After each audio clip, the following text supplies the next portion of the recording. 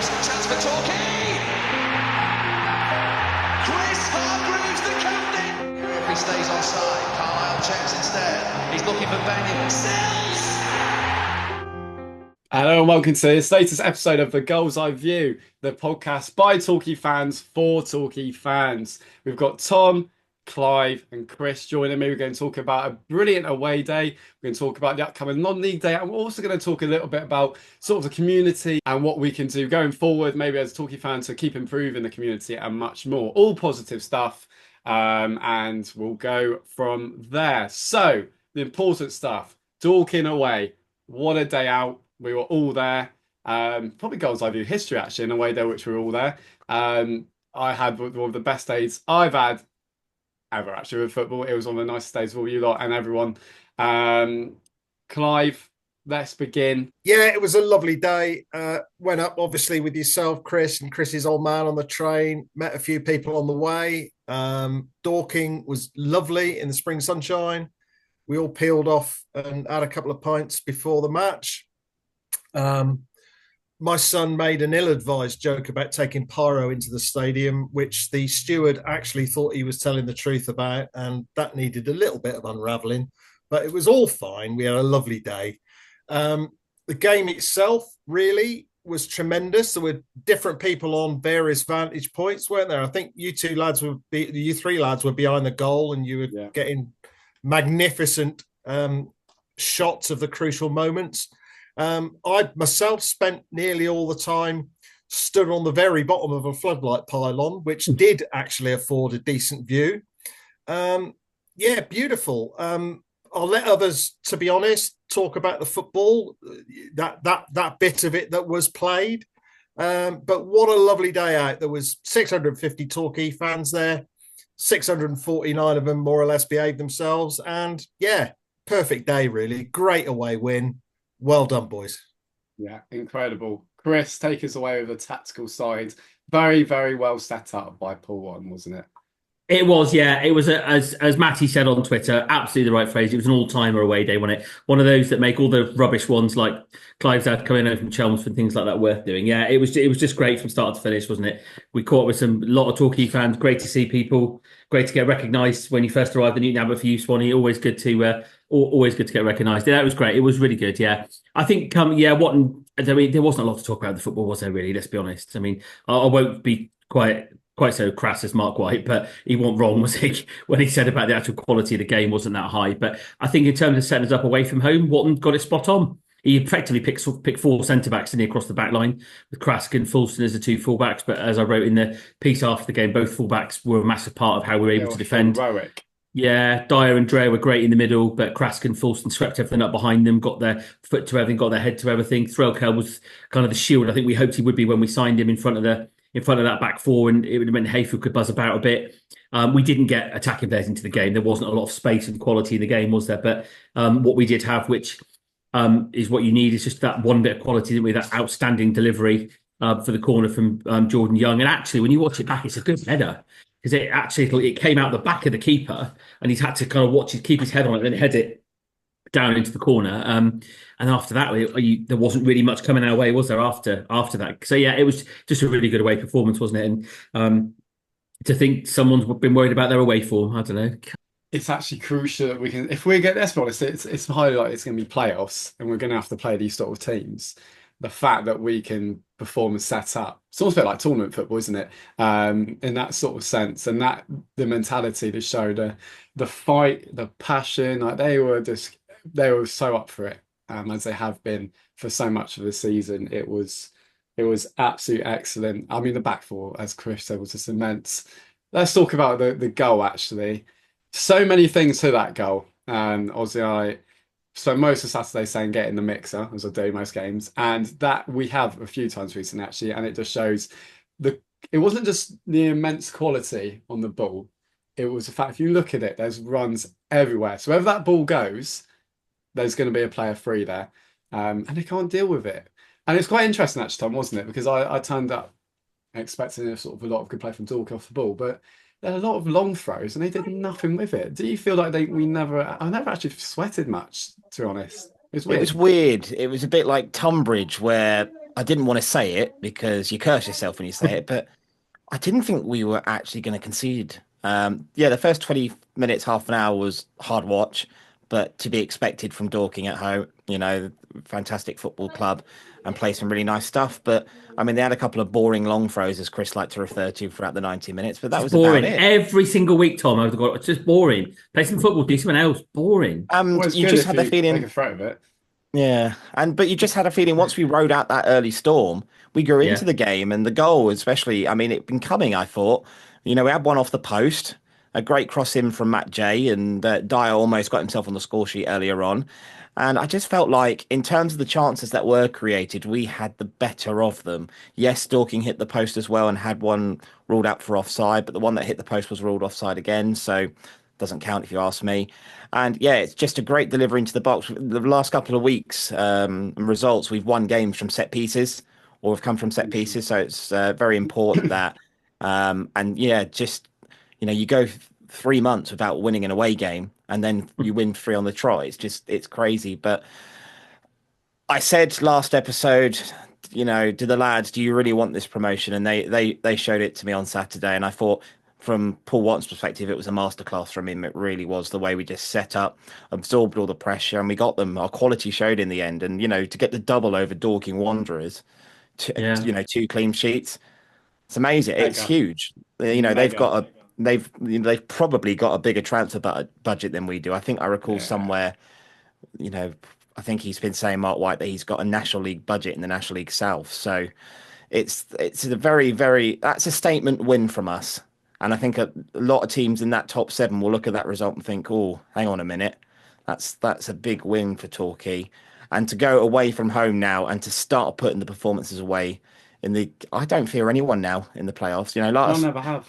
Last Tuesday I was, depressed like everyone else, thinking that's it. We've kind of blown the chance at the title. And I think there's some frustration that, had we turned a couple of those draws and defeats into wins in that 3-month spell, we could be right up there, I think. So I can understand from a fan's perspective why we're a bit frustrated about that. But, you have to deal with the now. And what a great corner in from Jordan Young. And, Dyer gets there. And it was just a huge, huge goal. And you called it, Swanee. Didn't edit that clip. Took ages to put the subtitles in later. But I thought we deserved it on the few chances that we did have. Was it a bad game of football? Yes. You could say it was a dire game of football. You can have that one. But ultimately, it's 3 very important points, as Paul Watson said. 7 games to go. Second place looks to be there as well. A couple of Truro bottled a 2-1 lead in the 90th minute and lost 3-2 at Enfield, and Boreham Wood lost at Weymouth. I said it, teams are going to have a bad result or 2 in this run. So it's just important now that we carry it on into Saturday, because against the better teams, we seem to do better, which has got to be a good thing for the playoffs. In playoffs, But yeah. can we focus our minds now and beat the teams in the bottom end of the table? That's what's going to dictate whether we'll have a home playoff or whether we have an away one and possibly an extra game to play. I tell you, who would have been for it as well, Tommy. You say about not wanting to curse things. That lad in front of us who was filming the stuff for a bunch of amateurs who, when they had a throw in the 94th minute, said, "Oh, don't worry about it. We never scored from a long throw." And I'm just like, why would you say that? Why would you say that? And then he'd have been running off sharpish if they'd scored then, wouldn't he? But but I agree with you, though, Tom. I don't think you didn't after we scored. You thought, oh, blimey, this could be every 10 minutes. But you just felt pretty calm throughout. Didn't you? It was good. Maybe if your Guinness's help keep you calm, maybe that helps. Guinness Zero, I was driving. So is it me? I know people say it was like boring football, but I didn't sit there and think, God, this is terrible. I just thought, it's just 2 teams cancelling each other out. It's quite competitive. Yeah. Both teams were fighting well for every ball. Yeah. But I didn't think it was 2 a bad teams slugging it out, wasn't it? Yeah. Yeah. I didn't think it was thing bad with game that football. is you're in the thick of an away day, aren't you? It's it's a big game at our level. I mean, I don't think we're going to end up putting 6 points against Dorking on our honours board. Let's be honest. But where we are now, that's a big game of football, and you're in the moment as a fan. You're watching it. You're sort of kicking every ball. You're heading every cross away. You haven't really got time to think, oh, this isn't much of a game, because you're focused on, certainly at the end, hanging on to that 3 points, which actually we did fairly comfortably. It was fine. Just a couple of quick things about the goal. Huge credit to Dan Ayfield, because the corner that led to it was all his doing. He picked Yeah. up the ball in his own half, played a 1-2, I think, with Jenkins Davis on the halfway line. And then they weren't stopping him down the left-hand side. Got a lovely cross in, just sort of evaded the defenders, but that went out for the corner. And then I think actually it was Torquay old boy Reece Murphy who had the unending task of marking Dyer, wasn't it? Dyer kind of, you watch the highlights, he kind of tiptoes into the box. He's one of the last to arrive, which I suppose centre-halves try and do. And he sort of almost like squares up, not aggressively, but, you know, he's jostling ever so slightly with Murphy. Tiniest of shoves, and he's off, he's gone, he's peeled off, he's round the back of the keeper. Bosh. Fantastic stuff. Absolutely brilliant. It's fantastic. Let's not forget Dorking were on a good run as well. Manager of the month curse strikes again. I know they've been a bit suspect at home recently, but that was their first defeat, I think, in about 12, 13 games. I agree. And I think you're quite right, Clive. Like, we're fans at the end of the day. We'll never be, whether we're doing podcasts and that or not, we're fans. We want to see, you know, we get disappointed at times when we get over happy other times. You know, this is exactly that's what being a fan is about. From a player's point of view, it's, as Paul alluded to, it's about not getting too low or too high with it. Let the fans do that, basically. I love that idea. Every time Paul said it all season, I'm like, you know, because we all do it within our professional lives, day in, day out, I'm sure. But I love the idea of me. I'm trying to be not too level. Yeah, I like to be level, not too high when we win, and not too low when we lose. But I'm just crap at it. When we win, it's brilliant, and when we lose, it's the end of the world. So so I've just got to. You have to accept it when it's in your heart and it's in your passion and it's your you care so much you can't. Yeah, it's the way it is. I guess about caring Paul, so much. Paul has to view it in a professional way, doesn't he? In a way that we just don't have to because we just because we've been in it for so long. But I alluded to last week. Times my frustration is a little bit like with that Samuel Ted Lasso. I just want to see players like believe it more in the final third. That was my main point. And as you say, that piece of play by Dan Hayfield, Clive, before that earned us the chance, and that's what I care about, and that's what's going to be important in these games going forward. About sort of just believing in the final third. It's slightly different with that, and in these sort of games because teams do sit back, and it will be a case of it's a totally different thing. We've just got to master, but we're still there. We're still going. It's still all good fun going forwards. The day was just brilliant, honestly, from a personal point of view and from a Talky Talk point of view. It's very much like why we do it. Just so many people, like great connections, people like speaking to us. I had so many lovely conversations. It's a bit different when you go to an away day because you get those sort of same sort of fans and sort of all ages. We're going to talk about in a bit, actually. It was just a really nice day seeing John Sinclair there as well, seeing Helen Chamberlain. I've hugged Michael Westcott. It was brilliant. It was a great day. That's what Talky Talk's about. That's why we do this podcast. As long as we're representing all of you and doing that means we're doing our job. So that's why it's great. And thank you for everyone for sort of coming up, giving us feedback, all that kind of stuff. That's what we're here to do. Clive. Yeah, it was a great day, wasn't it? Michael Westcott, Joe Lovell on the train on the way up. That was lovely. And, if ever you wanted sort of evidence that, the Bryn Consortium are, prepared to get in and mix it with supporters, Simon Robinson was in the fan zone before the game. Brilliant atmosphere. Maybe should we just have a quick word about the Mark White interview at the end? Yeah, go on. He wears a baseball cap on his head and his heart on his sleeve, that lad, doesn't he? I think we all like him. We all like him. Yeah. He was very, very honest. He was fed up about events on and off the pitch, and I got all of that. But I just love the bit that he just always slags up his own pitch, doesn't he? He's taken that team from Sunday League to National League and a little way back down again. Oh, it's a shit pitch, he says. It's all because of our shit pitch. Well, if you don't like it, get yourself another one, mate.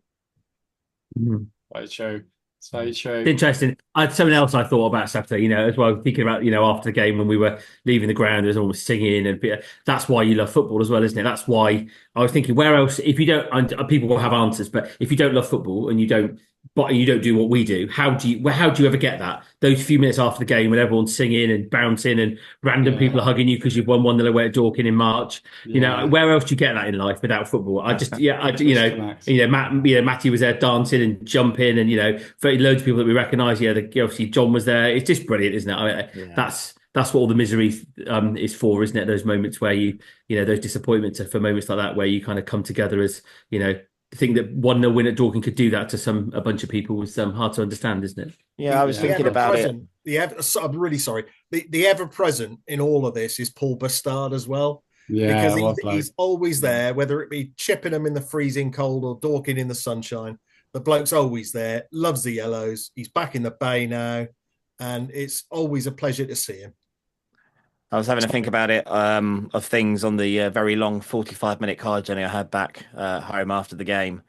To think where we were, that Dorking game in that relegation 6-pointer, the decline had well begun at Torquay United by that point. And then to think what we've gone through and come through to now, we've got the chairman and all of the Bryn Consortium mixing it with the fans before the game, having a chat with the fans at the game, and having nearly, over 600 odd, 650 on, in middle of March, National League South, watching their team away from home winning. Just, it's what we've been fighting for as fans for so long, and to have those moments again and to have days like that, it's what we've just all been wanting. And to be up in the table and just enjoying following Torquay United again. And, the Bryn Consortium have done that. And it's just, I'll always be grateful to them. And a word on Mark White as well. I mean, I've been very fortunate to have some interaction with him both before the game and after. And again, thank you to him and also to Rich last week, who kindly gave their time to have some words on the podcast. They're just top blokes. And I personally think our paths are going to cross again before potentially, you never know, maybe a playoff final, maybe at some point in the playoffs. I think Mark White still thinks top spot might be there. You never know. Worthing might have a bit of a slip. It looks unlikely. But I don't want to gloat too much, because if we do meet in the playoffs and then we lose that, God forbid, to Dorking, then we'll never hear the end of it. But to Mark White, I must say, I dock my cap to you, sir. Top bloke, and your staff very friendly. It was so friendly. well run club, and it's just great. So volunteers were brilliant. Yeah, no, definitely hats off. And I think it was just loads of lovely times actually, where we were all on the train on the way back, and it was just like, yeah, this is what football's about, isn't it? These people, a lot of them you sort of meet maybe through social media a bit more in these sort of talky groups, and you just all sat there, all got different lives, all got different things going on, positive, negative. But when you're together, that's what following your football clubs is all about. And can I also say how lovely, how lovely it was to see a lot of the northern-based goals there as well. There was quite a few that I bumped into at Dorking. Some of you watched the podcast as well. Fantastic. Hopefully, guys, very soon we'll get a northern away day going again, and we'll never have to worry about our northern games being Chelmsford or St Albans and Hemel Hempstead ever again. So we'll get over that. And a big shout out to Luke Hunter, who we saw as well, who managed to drink that much and still be alive. So that's also great. We'll go a little bit more into the community spirit in a bit, actually. We'll do a Kelly's Corner about the game, and then we'll go back over to sort of community. We're going to talk a few bits, a few things, maybe a few issues, try and turn them into sort of solutions or possible solutions, and what we can do, and then look towards Bath non-league day and how we can promote that as well. So, Kelly, are you ready for your corner? Yes. Thank you, everyone, once again, who has written in this week. Not as busy as the last week, but actually the amount I had to read last week, I'm kind of glad with that. But thank you to those who did write in again this week. We ask you, who is your man of the match at Dorking and why? And then we'd like your Bath City at home score predictions on the weekend. So we've got Paul Mahern starts and says, wasn't there Saturday, so don't know. Bath game will probably be tight as they don't concede many or score many. He's going for a 1-0 home win for the goals. Rachel Malik, what a corner. Radio match highlights displayed a Finley Crass masterclass, but I'll go with Dyer for his never say die attitude and winning header. Brad Ash, Ollie Tomlinson, I say we're beating you 2-0. Alan Wills says man of the match was Jordan Dyer. Solid in defence, hit the post with a shot and scored the vital winning goal. I think we'll beat Bath City 2-1 and it'll be quite a close encounter. Disco Barry says, glad to see Dyer and Drea were back on form after the Salisbury fiasco. For me, though, Krask had an outstanding game. Hope we can keep the pressure on the other playoff contenders. So 2-0 to the Goals and 3 more points. Come on, you Yellows. Max Cochran says, Oscar Frelkeld looked really sharp, and I reckon that was his best performance of the season. Yeah. Bath are on a good little patch of form at the moment and won't be easy, and he's gone for a 1-1 draw on Saturday. TTID says, I would go with Finn Krask. Great one-on-one defending, which Paul Watton always says is one of his strengths, top performance, and he's gone for a 2-1 goals win on the weekend. Ollie Ray says, man of the match was definitely Krask, no doubt, won everything, duelled for everything, and looking back at the highlights, how hard he had to run to get the ball gets him man of the match alone. As for Saturday, it'll be a 1-0 win, Matt J goal, and a shout out to Tom Lapsley, who was back in training this weekend, a true yellow. Joe Uggs says, Dyer for me, solid at the back and grabbed the winner. Honourable mentions must go to Freckeld, Drea, Falston and Krask, who all had very good games. 2-1 win against Bath on Saturday. And finally, Daryl Smith, to finish the corner, says, I was really impressed by Oscar Freckeld. Won so many headers and remained calm under pressure. So many contenders. I said it before kickoff to you, Chris. I think all our key players are going to have really good games against Dorking, and they did. I'll say one thing, actually. I'm thinking way too far ahead here. We obviously are successful and go up this season. The sort of performance we had against Dorking is very important because it's a sort of performance we probably need to do quite a lot next season because we're going to be underdogs quite a bit when you go. But that's almost like sort of performance it's going to do as well a division up. So it's good long term. It's very good long term. It's just obviously at times, it's the other side of it, which as I mentioned earlier, we've got to allude to a bit now, but it will come. But long term, I think that showed so much, how good a managers we say a lot of times. Who are your man of the match on Saturday? Oh, it's all the back four, but it's got to be John Dye. He's got the win, hasn't he? I'll give it to Krask. I think I'll give it to Krask. For the next part of this episode, let's get to talk a little bit about community. So we've got Bath at home at the weekend. It is non-league day. Non-league day last year was Devon Day. Time has gone very quickly since, thankfully. Sort of shows the great improvement going forwards and where the club is now. And it's an important day, isn't it? We want everyone to get obviously to Torquay. My thing is very much sort of build a community, bring a mate, bring everyone along. Sort of to Torquay games now to really get as many attendance as people going forward, as many people as we can behind the promotion charge of Paul Watton's men. I also want to talk a little bit just about kind of, as obviously Torquay fans and the platform we have. Don't know about what you three think, but I think at times it's very interesting when we talk a lot about community tonight and how important it is. Obviously, we are welcome to everyone at Torquay. This is something that has obviously been said a lot this season, and we keep that sort of thing for everyone. I think it's also very important that within the wider Torquay United community, we are making everyone feel at home. I think at times, for me personally, sort of where I work as for a living, I work with more like youth and helping people who maybe aren't as fortunate reach their potential. And I sometimes think the youth of any football club or the youth of today has been failed actually by education. And you might think, well, what's Swanee going on about here? Probably think that every episode, but I will link it back in. And you see that I think a lot of young people these days, I was born 10 years ago, where you don't feel listened to, you sort of grow up and then you're not too sure, you get into football, you watch Green Street, I didn't do that, and all this kind of stuff, and you get into football in a different way. I think sometimes that gets a bit misunderstood, and what we need to be careful sometimes is that with sort of the younger elements of our crowd, we're encouraging them, but we're also understanding that sometimes behaviour, we need to kind of work with that at times. If there is a little bit of behaviour, they want to be heard, and in my experience working with young people, I think that sometimes even bad attention is being heard to them. So I think it's very important that as much as there's a lot of fantastic community work being done by the club, but I think as a wider fan base and everyone, we all kind of come together a little bit. We all kind of, why are these things happening a little bit at times within our sort of community? And we can do that at Torquay United. I think we can do that to make sure everyone's welcome, everyone's heard. Whether you've got one opinion of Torquay United, we've got one opinion on how I think things are going. Everyone can be heard. It's very important in this Torquay United community. feels that everyone is heard, everyone's listened to, and everyone is respected. And that works all the way around. I think as it's non-league day, we need to make sure everyone is together, everyone's welcome. If you're paying your money and you're not being personal and you're being respectful, then we're all with that. Anyone got anything to add? Tom, Clive, Chris, anything at all? I agree with most of that, but there is a line to be drawn, isn't there? Yeah. There was some Tommy Robinson chanting on the way up. It was dealt with quickly. It was sort of self-policed by other Torquay fans, and that's absolutely fine. So absolutely, the youngsters are the future of the club.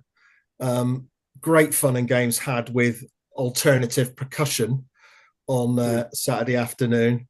But we're not having any of that fascist stuff. Thank you. No, I do agree. I do agree. Going forwards, I just think as its community, I think all Yellow Army from all ages, you're welcome to sort of respond to comment on this, write in, obviously to the club, to us, how going forward, sort of the best way we can sort of get the Talking United community together.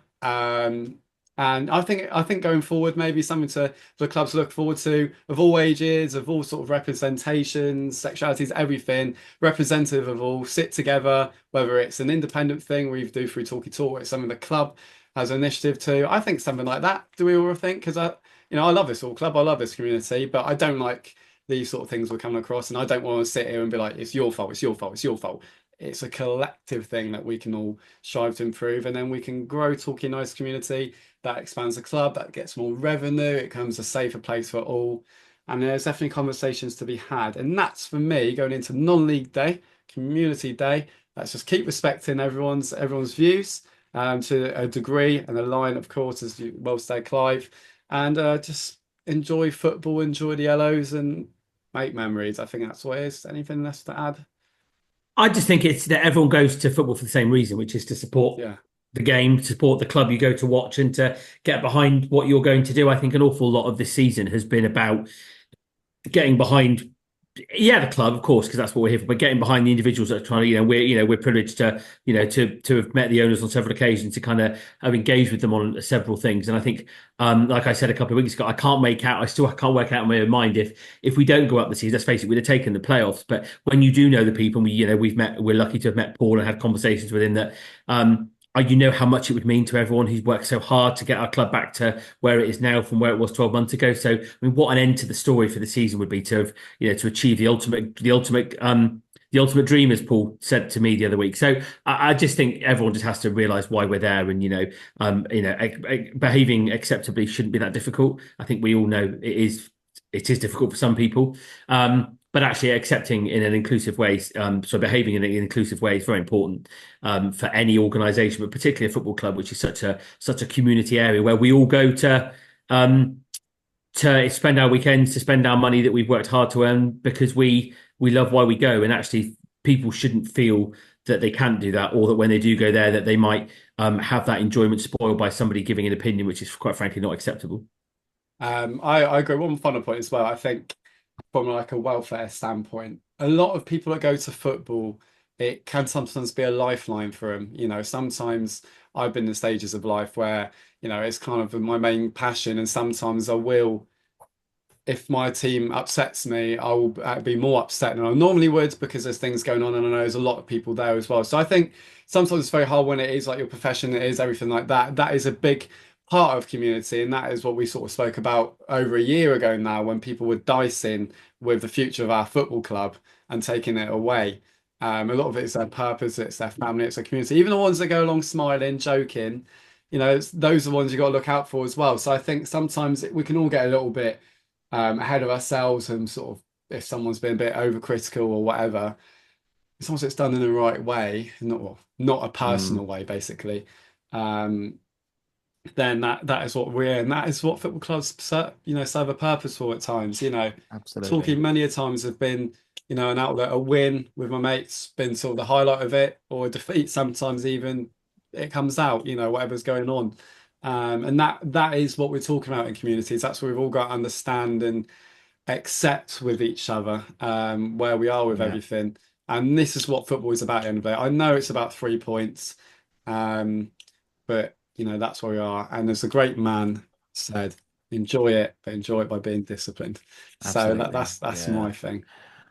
I'll just round off by saying thank you to all of my friends, you guys, friends from the travel club, friends that I hang out in the pop side with.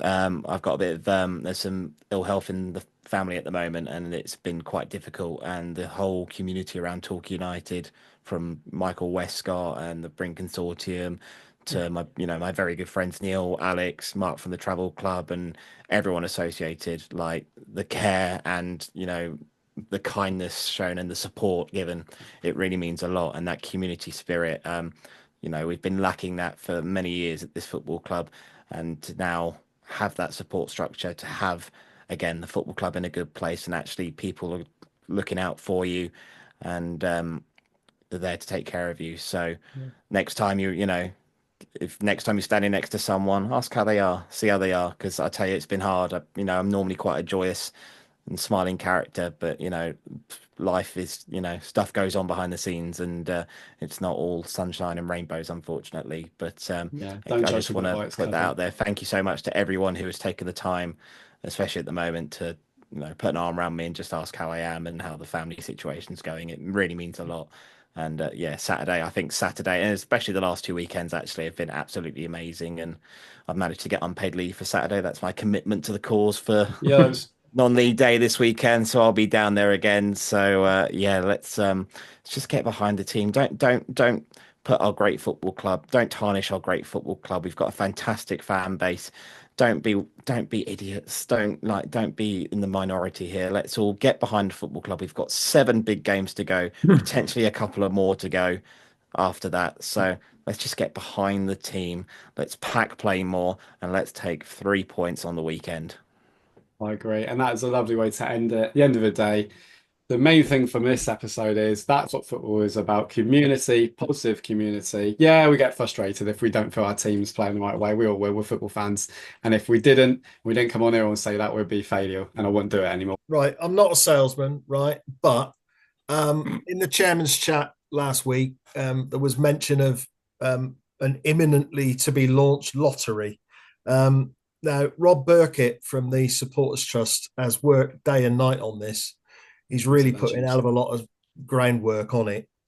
I believe it's going to be called the 1899 Club, and you will be able to gamble responsibly. I promise you. From what I understand, it's a £10 per month ticket. You can either buy them each month, or you can sign up to some sort of have it as a regular thing. And the prize is a magnificent £1,500. I think it can go higher than that, depending on how many tickets are sold. But that's only a small part of it, of course, because the main idea is to raise funds for the club. That there's so many things really that need spending money on. So, as supporters, brilliant. If you've got the inclination to have a tiny flutter, it's well worth doing. The ground still has a lot of work that needs doing on it. There's community projects, could be money going into the youth setup, or who knows, our lottery spending might even fund the player that's going to get us back into the Football League one day. So I think that was it, really. The 50-50 on match day has been a brilliant success this season as well. Frequent jackpots of £1,000, completely unaffected by the new lottery. That's still going to be going. But yeah, basically £10 a month and you can win yourself £1,500. Get on it, Yellow. 2-0 win Saturday. Big shout out to my mate Steve, big Bath City fan. We've engaged him again. He's going to do a piece for us later in the week. So fair play to him. Hi, Steve. Hope you lose. But it's going to be 2-0 because they've got no Brad Ash, who's been very good for them. 5 clean sheets in the last 7 for Bath. So it's not going to be easy, but we'll get through Ollie Tomlinson and we'll win it 2-0. Get in the mixer, 2-0 win. Get in the mixer twice, win 2-1. Lovely. Tom? I'll go 3-1. Is Brad Ash not able to play then? No, he's on loan. He's on loan, so no. Okay. It's a roller coaster. It's a shame. It's a roller coaster, innit? Don't get too high, don't get too low. Could be a 1-1 incoming, I reckon. Ugh. Thanks. When are we getting the next taking flight, Michael and Mark? I'm waiting for that. Good shout. So, thank you for watching. Thank you for listening. And we'll see you all next week. Here's Hargreaves, chance for Torquay. Chris Hargreaves, the captain. If he stays onside, Carlisle checks instead. He's looking for Benyon. Sells.